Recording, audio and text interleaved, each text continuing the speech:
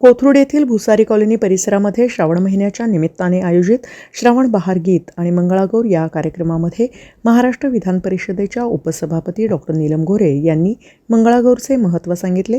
त्या म्हणाल्या, मंगळागौर हा केवळ स्त्रियांच्या मनोरंजनाचा खेळ नसून तो भक्ती, सामाजिक एकोपा आणि स्त्रीशक्तीचे दर्शन घडवणारे एक आध्यात्मिक माध्यम आहे.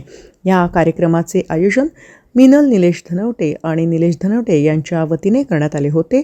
या कार्यक्रमाचे उद्घाटन डॉक्टर गोरे यांच्या हस्ते करण्यात आले. यावेळी त्या म्हणाल्या, या परंपरा आपल्या संस्कृतीचा अविभाज्य भाग आहेत आणि नव्या पिढीपर्यंत पोहोचवणे महत्त्वाचे आहे. या खेळामध्ये शारीरिक चपळता, गाणी, फुगड्या, उखाणे आणि समूहभावना यांचा सुंदर संगम असतो. या कार्यक्रमात उपस्थित असलेल्या कोथरूडमधील महिलांचे डॉक्टर गोरे यांनी कौतुक केले. रविवार असूनही वेळात वेळ काढून हिंदू धर्म आणि संस्कृती जपण्यासाठी उपस्थित राहिल्याबद्दल या महिलांचे त्यांनी आभार मानले.